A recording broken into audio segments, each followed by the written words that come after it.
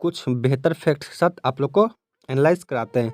तो पहला क्वेश्चन था आईसीसी पुरुष वर्ल्ड कप 2023 कहाँ पे हुआ है। तो यह जो कि 2023 का आईसीसी लॉन्च किया गया जो कि 5 अक्टूबर को हुआ है, यह भारत में खेला जाएगा। ठीक है, तो भारत इसका सही आंसर होगा।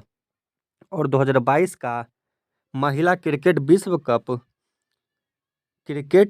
कप की 12वां संस्करण है, वह मार्च और अप्रैल के माह में खेला गया था। 2022 में हुआ था, जो न्यूजीलैंड में आयोजित किया गया था। ठीक है, आईसीसी महिला T20 वर्ल्ड कप 2023 का आगाज जो कि दक्षिण अफ्रीका में होगा। 2024 का आईसीसी महिला T20 विश्व कप महिला और T20 विश्व कप टूर्नामेंट जो कि 9वें संस्करण में होने वाला है, उसकी मेजबानी सितंबर और अक्टूबर 2024 के बीच बांग्लादेश करेगा। अगला पूछा गया था जो कि स्वराज हमारा जन्मसिद्ध अधिकार है, यह किस अनुच्छेद मतलब किनके द्वारा यह लिखा गया है। तो हमारे लोकमान्य तिलक जी के द्वारा लिखा गया है।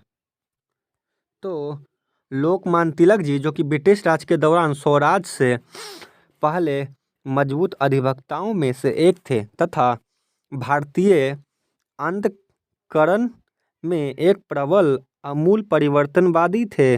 उनका मराठी भाषा में दिया गया नारा स्वराज हमारा जन्मसिद्ध अधिकार है।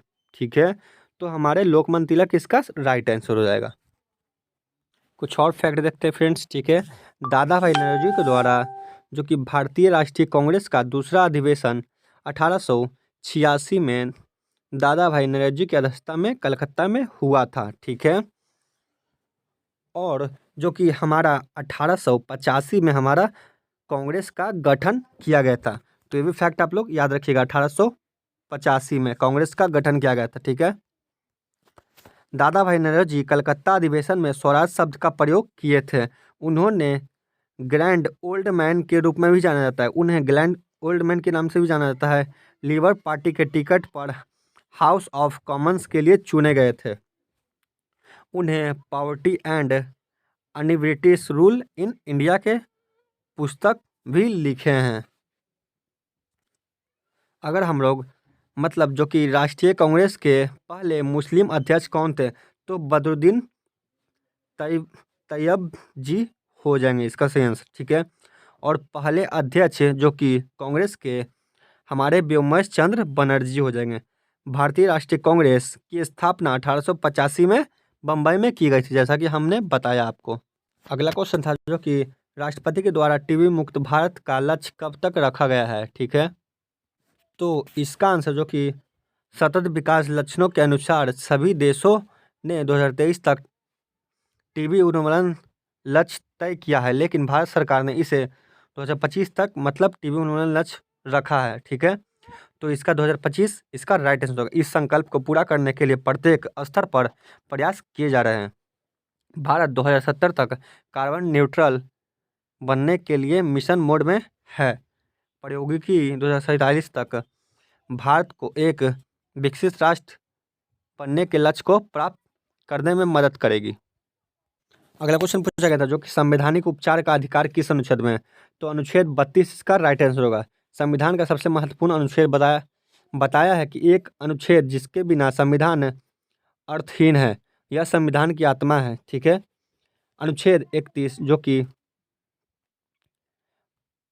द्वारा गारंटीकृत संपत्ति का अधिकार 44वें संवैधानिक संशोधन द्वारा 1978 में अधिकार से हटा दिया गया है। इस प्रकार संपत्ति का अधिकार अब केवल कानूनी अधिकार बन गया है।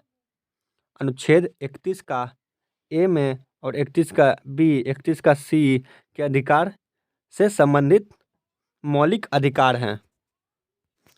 अगला क्वेश्चन पूछा गया था राज्य पर्व कहाँ मनाया जाता है। तो राज्य पर्व जो कि हमारा उड़ीसा राज्य में मनाया जाता है, तो उड़ीसा इसका राइट आंसर होगा। अगला क्वेश्चन आया था जो कि तराइन का प्रथम युद्ध कब हुआ था। तो तराइन का प्रथम युद्ध 1191 में पृथ्वीराज चौहान ने मोहम्मद गौरी के खिलाफ लड़ी थी। ठीक है, द्वितीय 1192 ईस्वी में पृथ्वीराज तृतीय और मोहम्मद गौरी के मध्य हुआ था। ठीक है।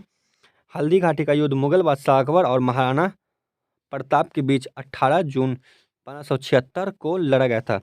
ऐसा माना जाता है कि हल्दी घाटी के युद्ध में अकबर जीत सका नहीं, राणा हारे। मुगल के पास सैन्य शक्ति अधिक थी तो राणा प्रताप के पास जुझारू शक्ति की कोई कमी नहीं थी। तो पानीपत का पहला युद्ध जो कि 1526 में हुआ था, पानीपत का दूसरा युद्ध 1556 में हुआ था। पहला 26 और दूसरा 56 में। ठीक है फ्रेंड्स, ये भी फैक्ट आप लोग याद रखिएगा। नेक्स्ट है जो कि 1977 में भारत रत्न किसे दिया गया था? तो मरणोपरांत सर्वप्रथम भारत रत्न से सम्मानित व्यक्ति जो कि लाल बहादुर शास्त्री थे। 1970 में पुरस्कार को जनता पार्टी सरकार द्वारा बंद कर दिया गया था, लेकिन कांग्रेस सरकार ने 1980 में इसे फिर से शुरू किया और 1980 में सर्वप्रथम मदर टेरेसा को भारत रत्न पुरस्कार से सम्मानित किया गया। सचिन तेंदुलकर जो कि भारत रत्न पाने वाले प्रथम खिलाड़ी थे। सर्वपल्ली राधाकृष्णन को 1954 में प्रदान किया गया था। ठीक है। अब तक विभिन्न क्षेत्रों की 48 हस्तियों को भारत रत्न से नवाजा जा चुका है। अगला क्वेश्चन पूछा गया था जो कि भोजन का पूर्ण पाचन कहाँ पे होता है? तो छोटी आंत इसका राइट आंसर होगा। छोटी आंत मानव पाचन तंत्र का एक हिस्सा है जहाँ भोजन का पाचन होता है। दांत, मुंह, लार ग्रंथि, छोटी आंत, आहार नाल व बड़ी आंत प्रमुख भूमिका निभाते हैं। इस दौरान आंतों में भोजन के पोषक तत्वों को अवशोषित करती है। अगला क्वेश्चन पूछा गया था वर्तमान में यूपीएससी का चेयरमैन कौन है? तो लेफ्टिनेंट जनरल राज शुक्ला इसका राइट आंसर होगा। ठीक है। यूपीएससी के चेयरमैन लेफ्टिनेंट जनरल राज हैं। अगला क्वेश्चन है जो कि प्रधानमंत्री उज्ज्वला योजना किस वर्ष शुरू की गई थी? तो उज्ज्वला योजना जो कि हमारे गैस से संबंधित है, 1 मई 2016 को यह मजदूर दिवस के अवसर पर केंद्र सरकार द्वारा देश के प्रधानमंत्री श्री नरेंद्र मोदी ने उत्तर प्रदेश के बलिया जिले में शुरू किया था। तो पूछे किस राज्य में किया था? तो बलिया जिले सबसे पहले वहाँ पे उत्तर प्रदेश में किया गया था, उसके बाद सारे राज्य में किया गया था। अगला क्वेश्चन पूछा गया था बंगाल विभाजन किस अधिनियम के तहत रद्द किया गया था? तो बंगाल विभाजन 1911 में रद्द किया गया था, जो कि परिणाम स्वरूप किंग जॉर्ज पंचम की यात्रा के दौरान लॉर्ड हार्डिंग ने बंगाल के पुनर्निर्माण की घोषणा की थी। 1905 में 16 अक्टूबर को भारत के तत्कालीन वाइसरॉय कर्जन द्वारा बंगाल का विभाजन किया गया था। ब्रिटिश सरकार के अनुसार बंगाल विभाजन की प्रमुख उद्देश्य बंगाल के शासन को सुधारना था। ठीक है। अगला पूछा गया था जो कि हीराकुंड बांध किस नदी पे बना गया है? तो हीराकुंड बांध जो कि हमारा ओडिशा में है और ये महानदी पे बना गया है। संबलपुर से 15 किलोमीटर की दूर हीराकुंड बांध महानदी पर स्थित है। इसका निर्माण 1948 में शुरू किया गया था और जो 1953 में पूरा हो गया था। ठीक है।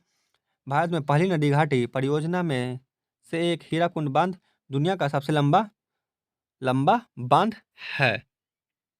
कुछ और फैक्ट देख लेंगे फ्रेंड, जो कि उड़ीसा के संबलपुर भुवनेश्वर शहर से लगभग 290 किलोमीटर की दूर स्थित है। कावेरी कर्नाटक और उत्तर तमिलनाडु से होकर बहती है और यह पश्चिमी घाटी में ब्रह्मगिरी पर्वत से निकलती है। इसकी लंबाई आमतौर पर 800 किलोमीटर की है।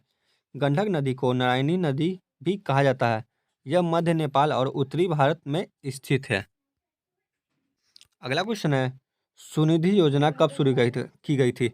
तो प्रधानमंत्री नरेंद्र मोदी जी द्वारा 2020 में यह योजना शुरू की गई थी, जो कि आवास शहरी मामलों में मंत्रालय द्वारा शुरू की गई एक सरकारी योजना है, जो कि कोविड-19 महामारी से प्रभावित स्ट्रीट वेंडर्स को वित्तीय सहायता प्रदान करने के लिए किया गया था।